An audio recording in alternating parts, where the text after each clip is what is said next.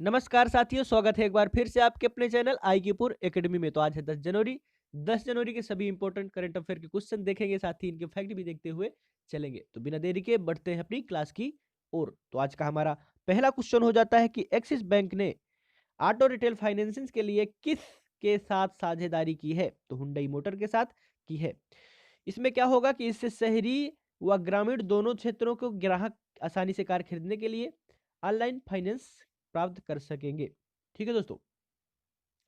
तो आज का हमारा अगला क्वेश्चन हो जाता है कि बंधन बैंक ने वेतन खाते के लिए किसके साथ साझेदारी ज्ञापन पर हस्ताक्षर किए हैं?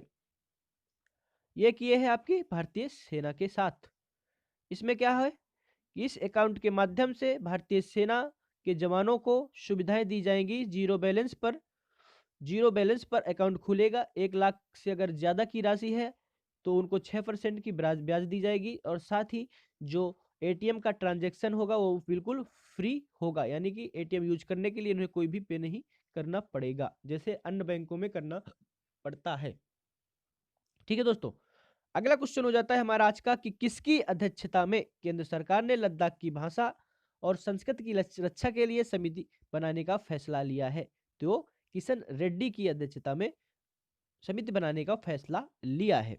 इसी के साथ हमारा अगला क्वेश्चन हो जाता है कि हाल ही में किस राज्य में संजीवनी वैन सेवा शुरू की गई है? तो कर्नाटक में शुरू की गई है। जो वहां के वर्तमान मुख्यमंत्री हैं बीएस येदुरप्पा ने बेंगलुरु में राष्ट्रीय कृषि विकास योजना के तहत 40 कृषि संजीवनी वैन को हरी झंडी दिखाई है। कर्नाटक के राज्यपाल हैं वाजुभाई वाला। बढ़ते हैं अगले क्वेश्चन की ओर। तो अगला क्वेश्चन हो जाता है कि हाल ही में रोमालिया देश में भारत के नए राजदूत कौन बने हैं? तो वीरेंद्र कुमार पाल बने हैं। ये 1991 बैच के आईएएस अधिकारी हैं। वर्तमान में केन्या देश में भारत के उच्चायुक्त के पद पर नियुक्त हैं। बढ़ते हैं अगले क्वेश्चन की ओर। अगला क्वेश्चन है हमारा कि हाल ही में किसने दुनिया की पहली double stack long haul container train launch किया है? तो इंडिया ने, यानी कि भारत ने किया है। इसका उद्घाटन पीएम नरेंद्र मोदी द्वारा वीडियो कॉन्फ्रेंसिंग के माध्यम से किया जाता है। जो इसकी चाल होती है 100 किलोमीटर प्रति घंटा होती है। बाकी माल वाहक से अधिक होती है। बाकी माल 75 किलोमीटर प्रति घंटा, यानी कि 25 किलोमीटर अधिक है बाकी से। इसी के साथ बढ़ते हैं अगले क्वेश्चन की ओर। तो अगला क्वेश्चन हो जाता है हमारा कि हाल ही में वुमन इंस्पायर अवार्ड 2021 पाने वाली हरियाणा की प्रथम महिला कौन बनी है? तो उमा कुमारी शाह बनी है। इस अवार्ड समारोह में पूरे भारत से 40 महिलाओं को उनके विशेष क्षेत्र में योगदान के लिए वुमेन इंस्पायर अवार्ड से सम्मानित किया गया है। ठीक है दोस्तों, पूरे भारत में 40 महिलाओं को दिया गया है उनके क्षेत्र में विशेष योगदान जिन महिलाओं ने दिया होगा। हरियाणा के सीएम है मनोहर लाल खट्टर, और हरियाणा के राज्यपाल हैं सत्येंद्र देव नारायण आर्य।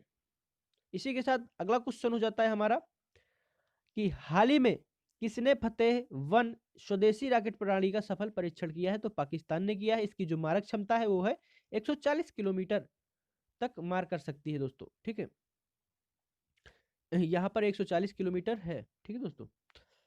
हाल ही में किसने अपनी पुस्तक ride under our nose launch किया है? तो आर गिरधर ने किया है। आर गिरधर कौन है? ये आरबीआई के महाप्रबंधक है।